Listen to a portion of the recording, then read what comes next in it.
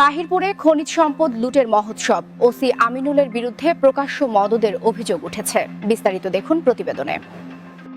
সুনামগঞ্জের তাহিরপুর উপজেলায় সরকারি নিষেধাজ্ঞা অমান্য করে খনিজ সম্পদ বালি ও পাথর লুটের মহোৎসব চলছে।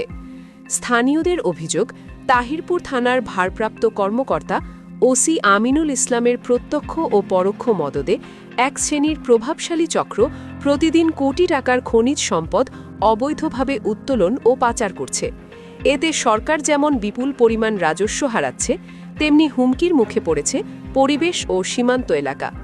সরেজমিনে ও স্থানীয় সূত্রে জানা গেছে, উপজেলার জাদুকাটা নদী, মাহারাম ও আশপাশের এলাকা থেকে শত শত শ্রমিক ও নৌকার মাধ্যমে বালি ও পাথর উত্তোলন করা হচ্ছে। দিনের বেলায় কিছুটা রাগঢাক থাকলেও সূর্যাস্তের পর শুরু হয় বেপরোয়া লুটতরাজ।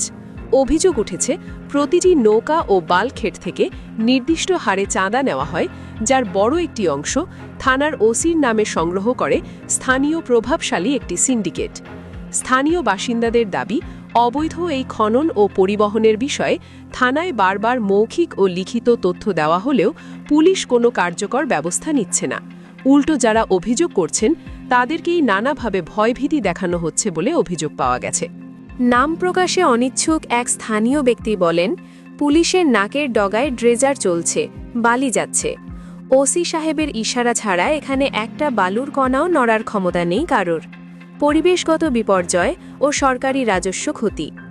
ইজারা না থাকা সত্ত্বেও খনিজ সম্পদ আহরণের ফলে সরকার কোটি কোটি টাকার রাজস্ব বঞ্চিত হচ্ছে।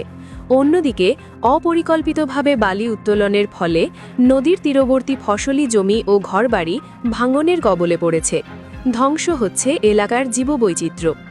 প্রকাশ্য মদদে খনিজ সম্পদ লুটের বিষয়ে জানতে চাইলে তাহিরপুর থানার ওসি আমিনুল ইসলাম তার বিরুদ্ধে আনা অভিযোগ অস্বীকার করেন। তিনি দাবি করেন, পুলিশ নিয়মিত অভিযান পরিচালনা করছে এবং অবৈধ বালু উত্তোলনের সাথে জড়িত কাউকে ছাড় দেওয়া হচ্ছে না।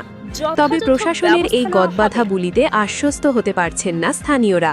তারা এই লুটতরাজ বন্ধে জেলা প্রশাসক ও পুলিশ সুপারের কঠোর হস্তক্ষেপ এবং নিরপেক্ষ তদন্তের দাবি জানিয়েছেন।